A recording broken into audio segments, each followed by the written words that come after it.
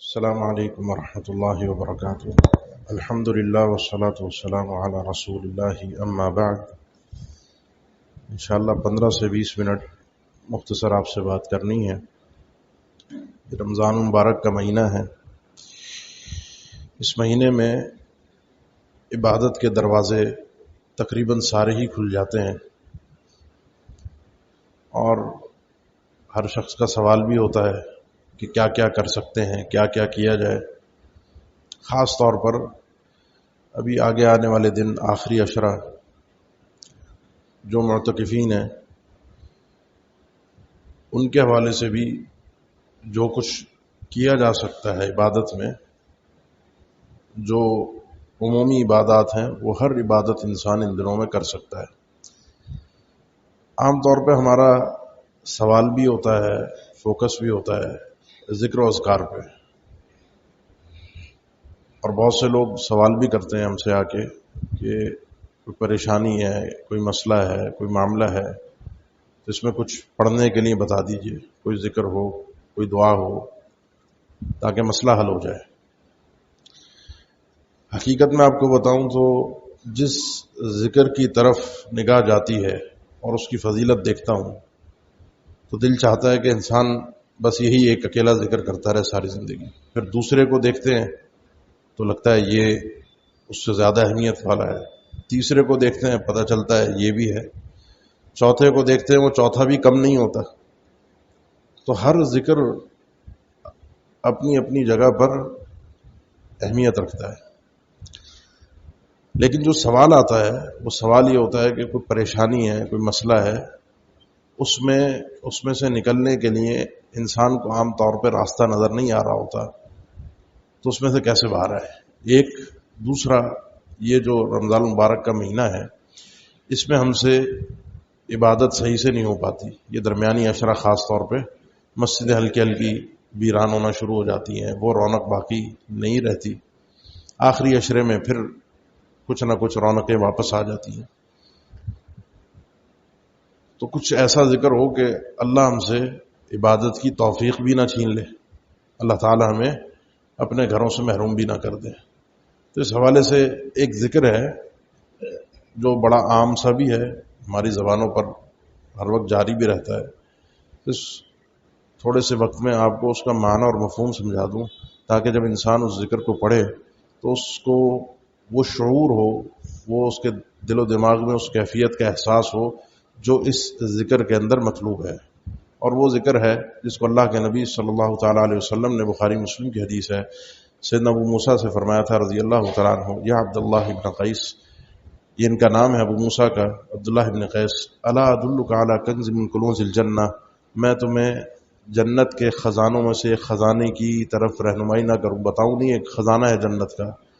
اور مسند احمد کے الفاظ ہیں من کنوز تحت العرش، یہ وہ کنز ہے جو عرش کے نیچے سے، یہ وہ خزانہ ہے جو عرش کے نیچے سے حاصل ہوا ہے۔ اب سیدنا ابو موسیٰ نے فرمایا کیوں نہیں، یہ صرف توجہ دلانے کے لیے، تاکہ اس بات کی اہمیت اگلے شخص کو سمجھ میں آ جائے کہ جنت کا خزانہ ہے۔ خزانے سے کیا مراد ہے میں واضح کرتا ہوں۔ آپ صلی اللہ علیہ وسلم نے فرمایا یہ ذکر اپنی زبان پر جتنا ہو سکے، اکثر من قولی لا حول ولا قوت الا باللہ، ہماری زبان پر یہ چیز، یہ ذکر بکثرت جاری رہنا چاہیے، اور وہ ہے لا حول ولا قوت الا باللہ۔ لا حول نہیں ہے میرا کسی حال سے دوسرے حالت میں پلٹ کے جانا، برائی سے نیکی کی طرف جانا، برے حالات سے اچھے حالت کی طرف جانا، بیماری سے صحت کی طرف جانا، ولا قوت، اور کچھ کرنے کی ہمت اور طاقت نہیں ہے، کچھ بھی کام نہیں ہو سکتا، چاہے وہ نیکی کا ہو، چاہے وہ کامیابی کا ہو، چاہے وہ کاروبار کا ہو، چاہے وہ دنیا کے کسی معاملے سے تعلق رکھتا ہو، الا باللہ، مگر توفیق الہی کے ساتھ، اس کے بغیر کوئی چیز ممکن نہیں ہے۔ اس کو آپ صلی اللہ تعالی علیہ وسلم نے ذکر کو جنت کا خزانہ قرار دیا ہے۔ جنت کے خزانے سے مراد، جو امام نووی نے اور دیگر اہل علم نے اس کی تفسیر ذکر کی ہے، خزانہ کہتے ہیں جو انسان کو ایک دم بھرا ہوا اچانک مل جائے، اور کافی زیادہ تعداد کے اندر سونا چاندی اس کے اندر موجود ہو، اور دیکھ کے اس وقت انسان کو ضرورت بھی ہو، اور دیکھ کے وہ حیران و پریشان ہو جائے۔ وہ کہتے ہیں یہ جو جنت کے خزانے، جنت میں کیا ہے؟ جنت میں خزانے سے مراد کیا ہے؟ جنت تک لے جانے کے لیے وہ خزانہ جو ثواب کی صورت میں انسان کو حاصل ہوگا. جنت میں انسان کو لے جانے کے لیے ثواب کی صورت میں جو خزانہ حاصل ہوگا وہ یہ ذکر ہے. یہ تو اخروی فائدہ ہے کہ یہ تو انسان کے لیے ثواب ہی ثواب ہے. باقی اس میں جو انسان کے عقیدے کا اظہار ہے، جو اس کی لاچاری اور بے بسی کا اللہ کے سامنے اظہار ہے، اور اللہ قادر غنی مطلق کا بڑائی کا اظہار ہے، وہ اپنی جگہ ایک اہمیت رکھتا ہے. یہ ذکر کوئی بھی پریشان آدمی کرتا ہے، کوئی بھی غمزدہ آدمی کرتا ہے، کوئی بھی لاچار آدمی جس کے پاس کرنے کے لیے اب کوئی سبب آگے، کوئی راستہ، کوئی چیز نہیں بچی،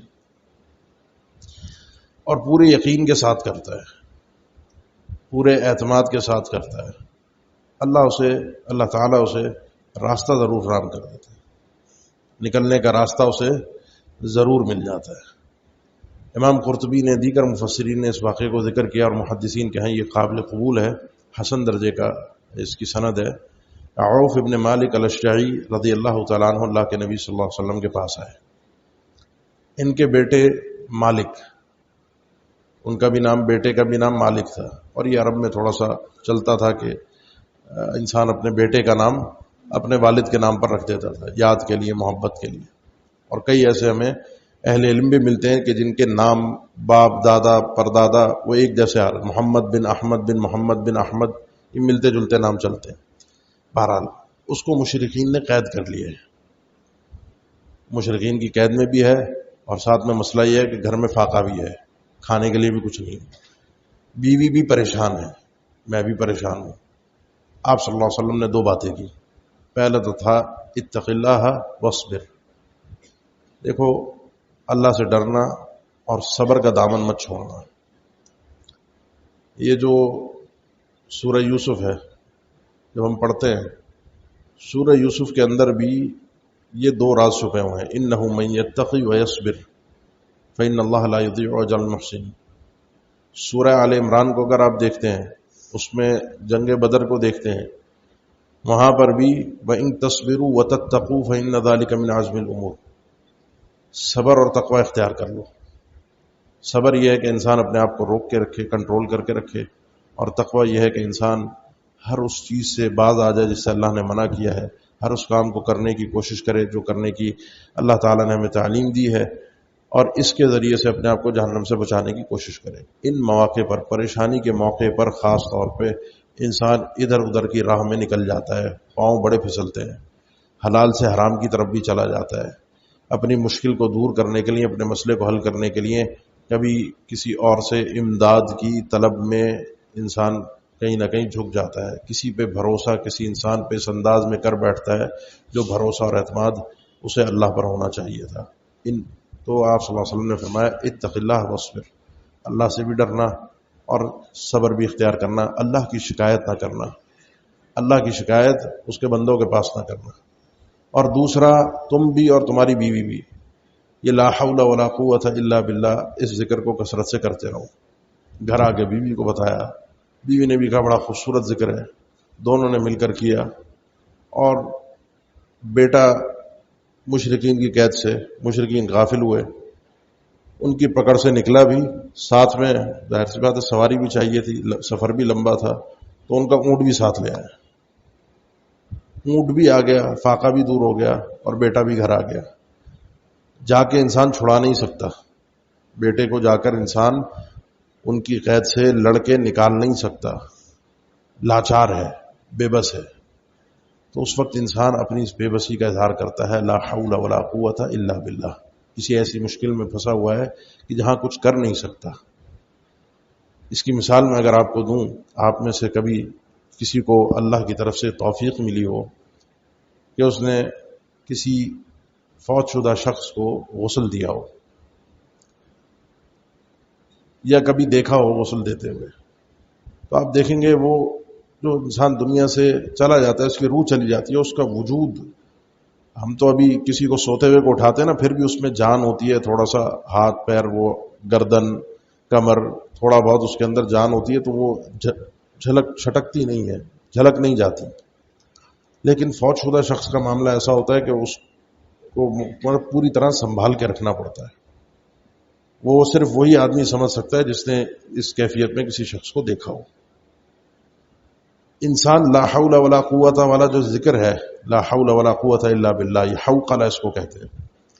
یہ جو ذکر ہے، انسان کی کیفیت اگر وہ سمجھتا ہے ایسی ہے کہ کچھ نہیں کر سکتا، بے بس، بالکل جیسے وہ کسی غسل دینے والے کے ہاتھ میں لاچار اور بے بس ہے، وہ اس کو ہلا رہا ہے، پلٹا رہا ہے، اسی کے ہاتھوں میں ہے، وہی اس کو درست کرے گا تو ٹھیک ہے، نہیں تو وہ گر جاتا ہے نیچے. انسان گردن کو اوپر کیا جائے، سنبھالا نہ جائے، گردن نیچے گر جاتی ہے. تو میں پوری طرح سے اللہ کے سپرد ہوں، پوری طرح سے اللہ کے اختیار میں ہوں.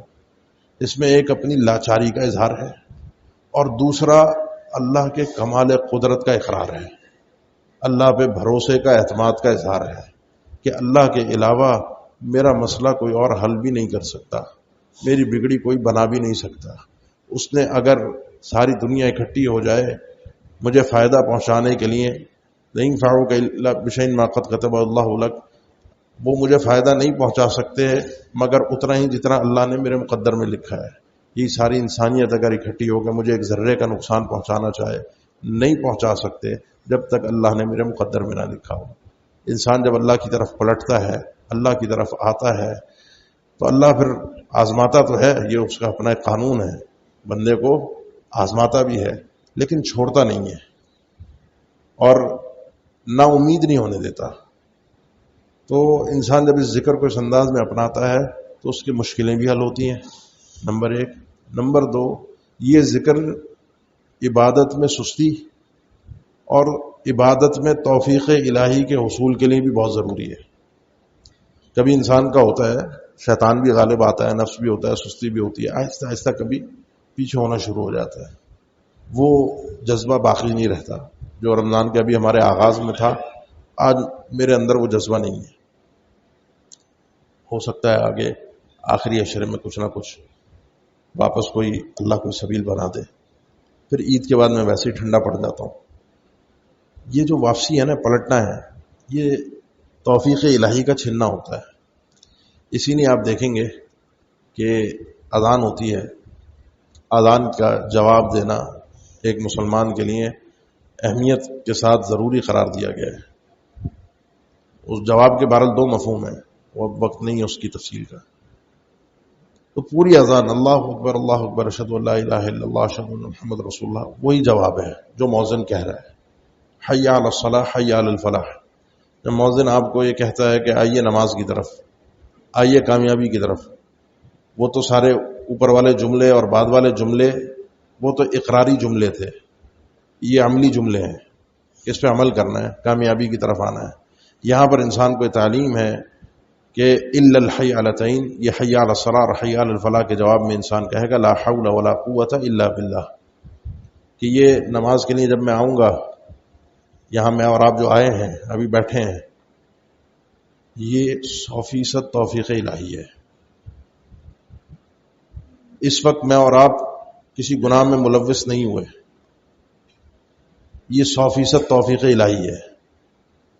گناہ سے بچاتا بھی رب تعالیٰ ہے اور نیکی کی توفیق بھی رب تعالیٰ دیتا ہے. کتنے ہی ایسے ہوتے ہیں جو آپ کے ساتھ بعض اوقات آپ بھی محفلوں میں بیٹھے ہوتے ہیں، آفس میں بیٹھے ہیں، کوئی دوست یار ساتھ بیٹھے ہیں، کوئی گھر میں خاندان میں کسی تقریب میں بیٹھے ہیں، اذان ہوتی ہے، کچھ اٹھ کے جاتے ہیں، کچھ بیٹھے رہتے ہیں. وہ بھی بیٹھے میں وہ اٹھ کے آ گئے. یہ جو کچھ آئے ہیں اور کچھ بیٹھے ہوئے ہیں، اگر اس فلسفے کو سمجھ رہے ہیں تو وہ یہ ہے کہ یہ اللہ کی توفیق ہے، ان کے لیے، ان کے لیے نہیں ہے. کسی کے کپڑے خراب بھی ہوتے ہیں، کسی کو ویسے کوئی بہانہ ہوتا ہے، کسی کا ویسے. اصل مسئلہ یہ ہے کہ دل نہیں چاہ رہا ہوتا، اور یہ دل اللہ کی توفیق کے بغیر چاہتا بھی نہیں. اسی طریقے سے بعض اوقات گناہ کے مواقع آ جاتے ہیں، پورا موقع ہوتا ہے گناہ کرنے کا، جھوٹ بولنے کا، جھوٹ بول کے بچ کے نکلنے کا، دھوکہ دینے کا، غیبت کرنے کا. محفل میں بیٹھے ہیں، کسی کی عزت کو اچھالا جا رہا ہے، پورا موقع ہے، میں بھی ملوث ہو سکتا ہوں، میں بھی کوئی تبصرہ کر سکتا ہوں، لیکن میں اس گناہ سے بچ جاتا ہوں، اس محفل سے اٹھ کے نکل جاتا ہوں. میں جھوٹ نہیں بولتا، میں دھوکہ نہیں دیتا، میں حرام نہیں کھاتا، میں اپنی مشکلات میں، پریشانیوں میں غیر اللہ کا دروازہ نہیں کھٹکھٹاتا، میں کوئی ایسا راستہ نہیں اختیار کرتا کہ جس سے میرا رب تعالیٰ مجھ سے ناراض ہو جائے. یہ بھی توفیق الہی ہوتی ہے. آپ کو ایسے لوگ میسر آ جائیں، ایسے دوست میسر آ جائیں، ایسے ساتھی میسر آ جائیں جو آپ کو اللہ کے قریب کر دے پریشانی میں. آپ کو اپنے ساتھ نہ جوڑیں، آپ کو رب تعالیٰ کے ساتھ جوڑیں، آپ کو اللہ کی یاد دلائیں. یہ ساری توفیق الہی ہوتی ہیں جو لا حول ولا قوت الا باللہ اس ذکر کے کثرت کی وجہ سے انسان کو نصیب ہوتی ہیں. انسان جب گھر سے نکلتا ہے، اب میں اور آپ یہاں بیٹھے ہیں، کبھی ہم سنتے ہیں کہ جی کسی مارکیٹ میں آگ لگ گئی، شارٹ سرکٹ ہوا، آگ لگ گئی. کبھی سنتے ہیں کسی جگہ پر کوئی حادثہ پیش آ گیا. میں تو یہ جو پچھلے دنوں زلزلے بکثرت چل رہے تھے، اللہ ہم سب کی حفاظت فرمائے، احساس ہوتا تھا بعض اوقات زمین تو ہمارے نیچے بھی ہے، میرے پیروں کے نیچے بھی ہے، یہ اگر ہل گئی یہ چھت میرے اوپر آ جائے گی، بچنے کا کوئی راستہ نہیں ہوگا. یہ نہیں ہل رہی، آپ کی اور میری کسی کی کوئی طاقت نہیں ہے نہ اس کو ہلانے میں اور نہ روکنے میں. 100% فضل الہی ہے، 100% فضل الہی ہے. ایک پیسے کا میرا اور آپ کا اس میں کوئی کردار، میرا اور آپ کا کسی مخلوق کا، کسی انسان کا کوئی کردار نہیں. کسی کی زمین ہلتی ہے، اس نے نہیں ہلائی، یا اس کا ایسا کوئی قصور نہیں تھا جو میرے پاس نہ ہو. اب میں اپنے گھر سے نکلتا ہوں اور میں دعا پڑھتا ہوں، بسم اللہ توکلت علی اللہ لا حول ولا قوت الا باللہ. یہ اس کے ساتھ جڑا ہوا ہے، لا حول ولا قوت الا باللہ، اللہ پر بھروسہ. یہ لا حول ولا قوت الا باللہ اس کے ساتھ ہی جڑا ہوا ہے. بسم اللہ توکلت علی اللہ، اللہ پر بھروسہ. اللہ پر بھروسہ پھر ایسا ہوتا ہے انسان اسباب تو اختیار کرتا ہے. آپ دروازہ تو بند کرتے ہیں، گیٹ تو بند کرتے ہیں، لیکن اب پیچھے تو حفاظت تو رب تعالیٰ کی ہے. یہ گیٹ توڑا بھی جا سکتا ہے، تالا توڑا بھی جا سکتا ہے، کوئی بھی حادثہ اندر پیش آ سکتا ہے، لیکن میں اور آپ یہاں بے فکری سے بیٹھے ہیں. مجھے گھر کی ٹینشن ہر وقت ستاتی نہیں ہے. کیوں؟ کیونکہ جب یہ ذکر کر کے میں نکلتا ہوں، اللہ پر جب میں نے بھروسہ کر لیا، کسی چیز کو اللہ کے انسان نے سپرد کر دیا، لا حول ولا قوت الا باللہ کہہ دیا. اللہ کے نبی صلی اللہ علیہ وسلم کا فرمان ہے کہ اس بندے کے لیے کہا جاتا ہے، شیطان کہتا ہے دوسرے سے کہ اب تیرا اس آدمی کے ساتھ مقابلہ کیسے ہو سکتا ہے، تو اس کا کیا بگاڑ سکتا ہے کہ وقد ہدیت ووقیت وکفیت. یہ آدمی وہ ہے جو اپنے آگے کے لیے بھی اس کا معاملہ آسان ہو گیا، ہدایت ہو گئی، اس کو جہاں جانا ہے وہ راستہ بھی آسان ہو جائے گا، اس کو بھی بچا لیا گیا اور اس کی کفایت بھی کر دی گئی. پیچھے بھی اس کے مسئلوں کو اللہ تعالیٰ نے سنبھال لیا ہے، اللہ ہی حل کرنے والا ہے. یہ ذکر ہے. رمضان کے اوقات میں انسان اس ذکر کو بھی اپنائے. اور بھی ہیں، سبحان اللہ والحمد للہ ولا الہ الا اللہ واللہ اکبر. یہ غراس الجنہ ہے. یا لاچاری اور بے بسی کے اندر، خاص طور پہ جب انسان کا مسئلہ کوئی بن نہ پا رہا ہو، راستے کوئی نظر ہی نہ آ رہے ہو، مسئلہ حل ہی نہ ہو رہا ہو، حسبنا اللہ ونعم الوکیل یا حسبی اللہ ونعم الوکیل. اذکار کی میں نے شروع میں ذکر کیا تھا، ایک فہرست ہے، بس جس کو دیکھو اسی کو لگتا ہے کہ یہ ایسا ذکر ہے کہ اس کو چھوڑے نہیں آدمی. اور یہ کس بات کی دلیل ہے؟ یہ اس بات کی دلیل ہے کہ اللہ نے نیکی کے راستے بہت کھول کے رکھے ہیں، نیکی کے راستے بہت وسیع ہیں، اور بندہ ان راستوں کو اختیار کرنے والا بن جائے. آخر میں 2 باتیں عرض کر دوں بس، کہ اس ذکر کے تعلق سے لا حول ولا قوت الا باللہ 2 ہمارے ہاں تھوڑی سی غلط مفہوم پائے جاتے ہیں. پہلا یہ ہے کہ اس ذکر کو آپ سنیں گے عام طور پہ کہ انسان جب اس پر کوئی مصیبت آفت آن پڑتی ہے تو وہ اپنی زبان سے لا حول ولا قوت الا باللہ کہتا ہے. کوئی ایسی خبر اس کو پہنچی جو صدمے والی تھی، بری خبر تھی، تو لا حول ولا قوت الا باللہ. یہ کلمہ، یہ ذکر مصیبت کے وقت کہنا نبی کریم صلی اللہ تعالی علیہ وسلم سے ثابت نہیں ہے. پریشانی اور مصیبت کے وقت جب کوئی صدمے والی خبر پہنچے، اطلاع آئے، اس وقت جو ذکر ثابت ہے وہ کیا ہے؟ انا للہ و انا الیہ راجعون. الذین اذا اصابتهم مصیبۃ قالوا انا للہ و انا الیہ راجعون. یہ کلمہ استعانت، اس کو ابن تیمیہ رحمہ اللہ نے اس دور میں مسئلہ ذکر کیا تھا. میں سمجھ رہا تھا ہمارا ہے، آج کے دور کا ہے، ہم کہتے ہیں یہ چلا آ رہا ہے. اپنے دور میں انہوں نے اپنے فتاویٰ کے اندر ان کا مذکور ہے کہ ایک کلمہ استعانت ہے. لوگ جو اس کو مصیبت کے وقت کہتے ہیں، مصیبت کے وقت کہنے والا کلمہ نہیں ہے، ذکر نہیں ہے. ذکر ہے انا للہ و انا الیہ راجعون. یہ تو اللہ سے مدد مانگنے کا ذکر ہے. جب کوئی بات نہ بن پا رہی ہو، مسئلہ حل نہ ہو پا رہا ہو، بے بسی ہو یا توفیق الہی نصیب نہ ہو رہی ہو، مسئلہ کوئی اٹک رہا ہو. بعض اوقات لوگ کہتے ہیں نا کاروباری ڈیل کی مسئلہ حل نہیں ہو رہا، ایک دم اچانک آ کے مسئلہ ختم ہو گیا. بچوں کے رشتے کے معاملے ہوتے ہیں جی، بات چیت ہوتی ہے، ایک دم مسئلہ آ کے ایسا لگتا ہے غائب ہو گیا معاملہ. لا حول ولا قوت الا باللہ، لا حول ولا قوت بکثرت، لا حول ولا، اس پورے شعور کے ساتھ میں نہیں کر سکتا، رب تعالیٰ کر سکتا ہے. دوسری چیز جو دوسرا مفہوم ہے وہ ہم اپنے گھروں میں بھی سنتے ہیں. ہماری خواتین جو بزرگ خواتین ہیں، بڑی خواتین ہیں، جان بوجھ کر نہیں کہا جاتا، تو یہ عام طور پہ کسی کو کہتی ہیں کہ پڑھ لو، یا کوئی بزرگ ہیں ہمارے وہ کہتے ہیں کسی کو، کوئی بچوں کو تعلیم تو دیتے ہیں الحمدللہ کہ یہ ذکر کرو، کوئی بھی مسئلہ ہے نا تو کہتے ہیں یہ پڑھو، تو خود بھی پڑھتے ہیں بعض اوقات. تو وہ پڑھتے ہیں لا حول ولا قوہ، لا حول پڑھ لو، لا حول ولا قوت، لا حول ولا، پورا نہیں پڑھا جاتا عام طور پہ، اگر آپ نے محسوس کیا ہو. لا حول ولا قوت اگر یہاں رک جائیں اور بات آگے کی ہی نہ جائے تو یہ جملہ انتہائی خطرناک بن جاتا ہے. اس کا مطلب یہ ہوتا ہے پھر کوئی ہے ہی نہیں، کوئی مسئلے کو حل بھی نہیں کر سکتا، کوئی مصیبت سے پھیر بھی نہیں سکتا، کوئی توفیق بھی نہیں دے سکتا. لیکن ہم نے تو اس بات کرنا ہے نا، ماننا ہے اور مانتے بھی ہیں، اقرار بھی کرنا ہے، اور وہ ہے اللہ، کہ اللہ کی توفیق کے بغیر یہ مسئلے حل نہیں ہوں گے. لا حول ولا قوت الا باللہ. البتہ اگر کوئی اس کو مختصر نام دے دیتا ہے کہ بھائی لاہور پڑھ لو، اس کی تھوڑی بہت گنجائش نکل سکتی ہے، کیونکہ بعض دفعہ یہ جملوں کے پورے نام ہوتے ہیں. عربی میں آج بھی اس پورے ذکر کا نام ہے، لا حول ولا قوت الا باللہ، اس پورے ذکر کا نام ہے حوقلہ. حوقلہ جیسے بسم اللہ الرحمن الرحیم کو بسملہ کہتے ہیں، اعوذ باللہ من الشیطان الرجیم کو تعوذ کہتے ہیں. اس طرح یہ ذکر کے نام بن جاتے ہیں. کچھ احادیث میں بھی ثابت ہیں اور کچھ بعد میں، یہ ایک طریقہ ہے ہر زبان کے اندر ہوتا ہے کہ اس کو شارٹ فارم میں لے آتے ہیں. تو حوقلہ ہے، تو ہماری اگر اردو زبان میں اس کو لاحول کہہ دیا جاتا ہے تو اس میں بھی کوئی حرج نہیں ہے. تو ایام ہیں، باقی ہیں، توفیق اگر کم ہوتی ہوئی نظر آ رہی ہے تو اس ذکر کو تھوڑا سا اپنائیے. تو جو کمی کوتاہی ہو رہی ہے، تھوڑے بہت دن بچے ہیں اور ہمت ہم نے کرنی ہے انشاءاللہ. اللہ سے اپنے آپ کو جہنم سے بھی آزاد کروانا ہے، اللہ کو راضی بھی کرنا ہے، اور کل بارگاہ الہی میں اس انداز میں پیش ہونا ہے کہ اس رمضان سے ہم نے پورا فائدہ اٹھایا ہو. اللہ ہماری نیکیوں کو بھی قبول فرمائے، توفیق بھی عطا فرمائے، ہم سب کے لیے آسانیاں فرمائے، اس ملک پر اپنا خاص رحم کرم اور فضل فرما دے، عالم اسلام پر، فلسطین کے مسلمانوں کی اللہ مدد فرما دے. السلام علیکم ورحمۃ اللہ وبرکاتہ.